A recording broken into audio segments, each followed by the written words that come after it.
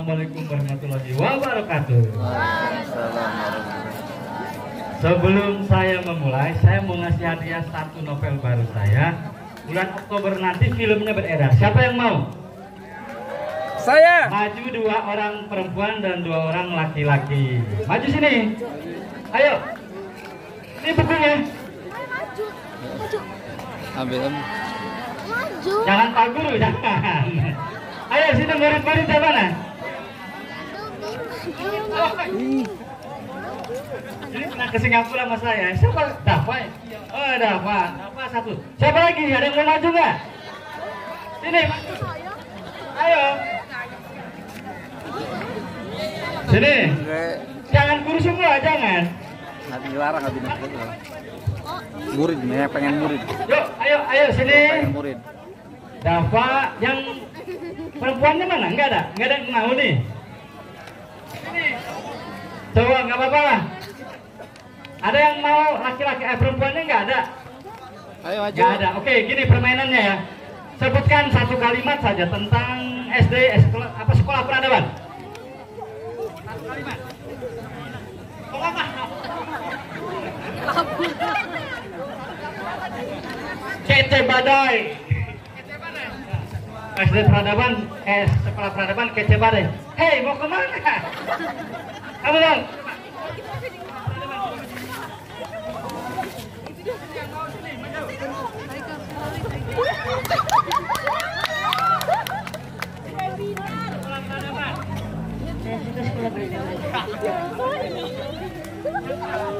Saya suka sekolah peradaban.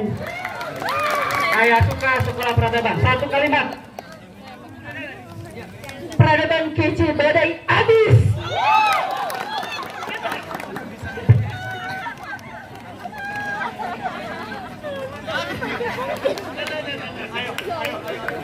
Peradaban is oke, subhanallahu akbar.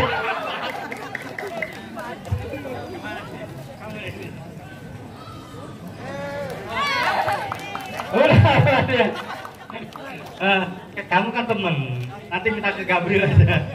Oke, terima kasih. Silakan kembali ke tempatnya. Saya mau memanggil 2 putra saya, Nabila dan Gabriel. Ada nggak? Saya punya anak 4, semuanya sekolah di sini. Mana Gabriel? Udah datang belum? Where is Gabriel? Gabriel, come here. Join me. Mana Bella? Nabila? Mana Gabriel? Itu Gabriel kan? Gabriel, come here. Where is your sister? Gabriel? Nabila? You have to say in Arabic. Assalamualaikum. Ya Arab itu. Abi, ceritakan waktu sekolah di sini kemudian kamu bisa ke Abu Dhabi. Ya, salam kenal semuanya. Perkenalkan, saya Gabriel. Dalam bahasa Arab. Ntar pada nggak ngerti. Nggak apa-apa. Kan tadi sudah Papa sebutkan. Udah Papa translate kan bahasa Arab. Assalamualaikum, kaifahalukum. Oh, khair. Ismi Gabriel Firmansyah Haris. Ana walad tsani min abi Hendra Haris. Wa mundu 2012 safartu ila Emirat Arabiyatul Muttahidah wa kuntu safutani. Wah, bahasa Indo aja ya. Tadinya saya SMP-nya di sini, SD juga di Peradaban. Tapi waktu kelas 2 SMP berangkat ke Abu Dhabi. Mana kakakmu? Nabila. Nabila. Tadi ada. Nabila, come here, Nabila. Ini Nabila. Malu kayak. Ini anak saya yang paling sulung. Sini teh. Jadi saya ingin menunjukkan kepada ibu-ibu yang anak-anaknya sekolah di sini bahwa tidak salah sekolah di sini. Nabila ini dapat beasiswa di Cina. You have to say in Chinese language. Please tell to them. Come on.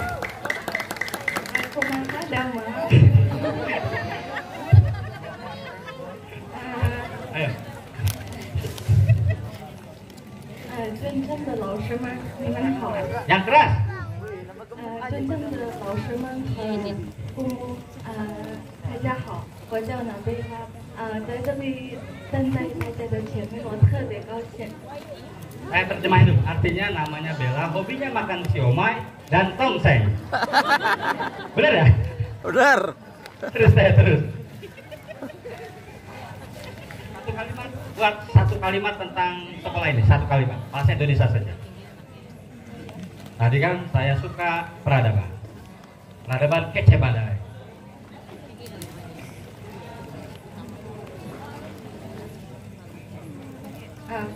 中文可以吗？ 可以 apa 吗？ tuh? boleh pakai Mandarin。 Ya boleh. 我觉得在这里大家都有自己的优点，然后如果大家能就是找到自己的美丽，然后去追求自己的梦想，我觉得还是会很有好的结果。谢谢。 Artinya anak-anak peradaban harus suka dengan siomay, tongseng, dan Jackie Chan, gitu ya? Habis satu kalimat atau tentang peradaban, Bi? Silakan. Bahasa Arab ya? Satu kalimat, peradaban Mumtaz Jiddan. Oke, kasih aplaus buat kedua anak saya. Silakan kembali ke tempatnya.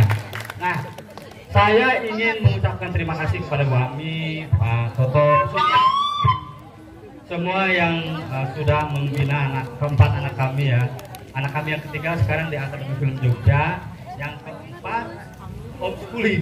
Nah, siapa? Natasha, kelas 3 SMA, tiba-tiba minta homeschooling. Dia sedang mempersiapkan ingin kuliah di Korea karena ingin ketemu BTS. Buat orang tua murid yang belum kenal saya, mohon maklum ya. Saya hobi bercanda. Nama saya Heri Hendrayana Haris. Nama pena saya Golagong. Saya usia 11 tahun diamputasi tangannya.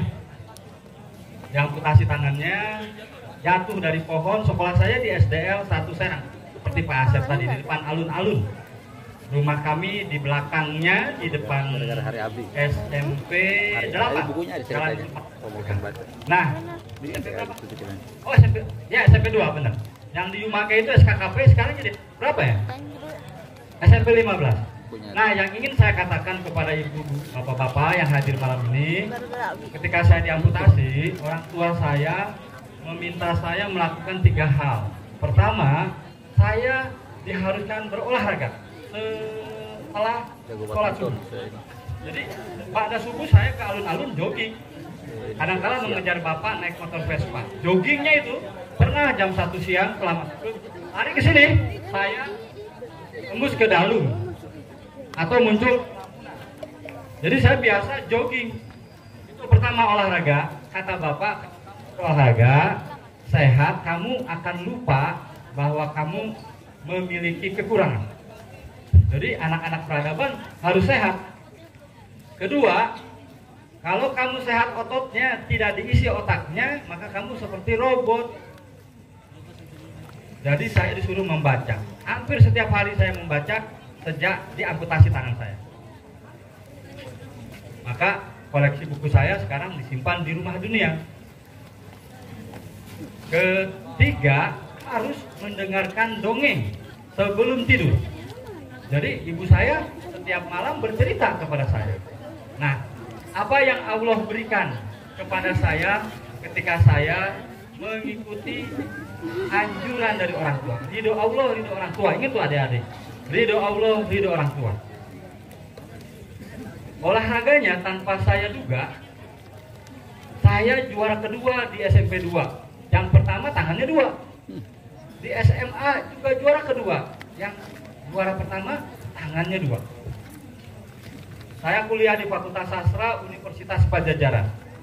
Tiba-tiba saya berhasil mengalahkan pemain yang dilatih oleh Isumirat. Taufik Hidayat melatih Isumirat, tapi Taufik Hidayat belum lahir. Ketika saya berhasil mengalahkan pemain badminton yang dilatih oleh pelatih nasional, saya disarankan ikut Olimpiade orang cacat se-Asia Pasifik. Alhamdulillah, adik-adik, kita harus memberikan sesuatu kepada negara. Saya berhasil menyumbang 5 medali emas di Olimpiade Cacat. Jadi saya atlet Indonesia tahun 85 sampai 89 di Jepang, saya juara menyabet 2 emas.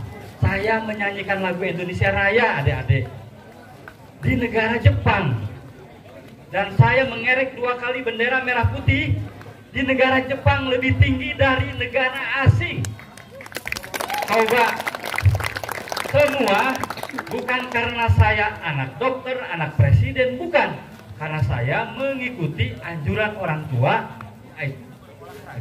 berolahraga, sport, dan membaca.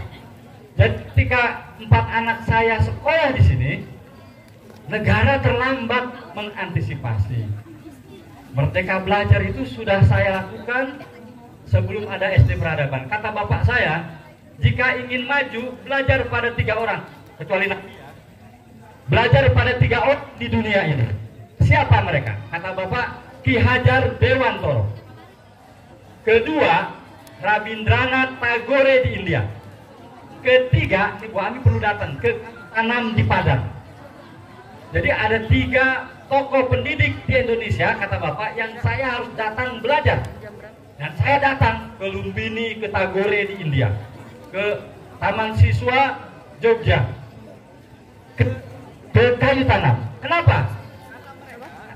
Halo, kata mereka, kalau punya anak jangan diseragamkan. Kalau dia jagung jangan dibikin pepaya. Robohkan 1 dinding, kata Ki Hajar Dewantoro. Jangan anak-anak kita dikurung di dalam 4 ruangan, tapi robohkan 1 dinding supaya mereka melihat cakrawala. Peradaban sudah melakukan itu, tapi negara terlambat mengantisipasinya.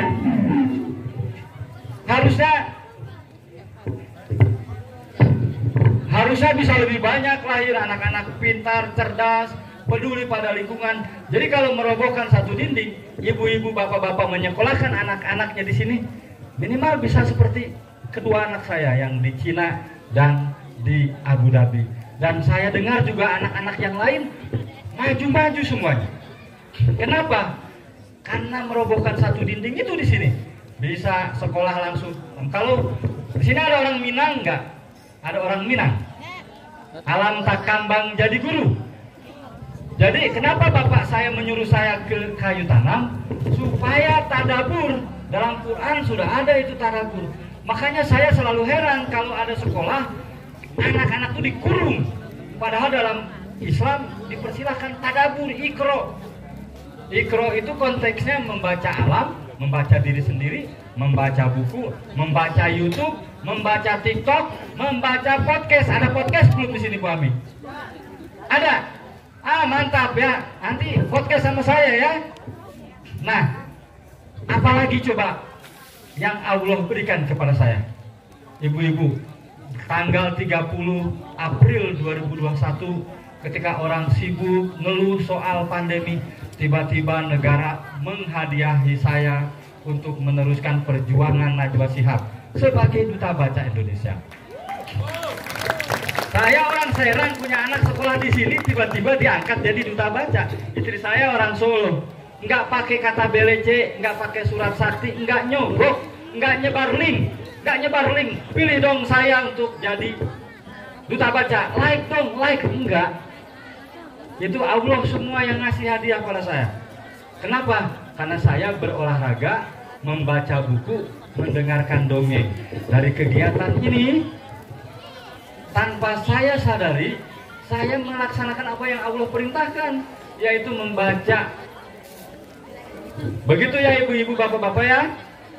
Jadi mohon maaf, saya bukan bermaksud menyombongkan, tapi saya ingin memberitahu, jangan ragu menyekolahkan anak-anaknya ke sini, karena walaupun negara terlambat mengantisipasi, tampaknya Mas Karim yang lebih banyak sekolah di luar, dia jadi tahu bahwa sesungguhnya belajar itu harus menyenangkan, harus membahagiakan anak-anak kita. Ya, terima kasih. Sekali lagi Bu Ami, sekali lagi semua guru-guru yang ada di sini. Saya mewakili istri mengucapkan terima kasih sudah mendidik keempat anak kami. Wabillahi taufik wal hidayah. Wassalamualaikum warahmatullahi wabarakatuh. Ada 2 buku lagi itu.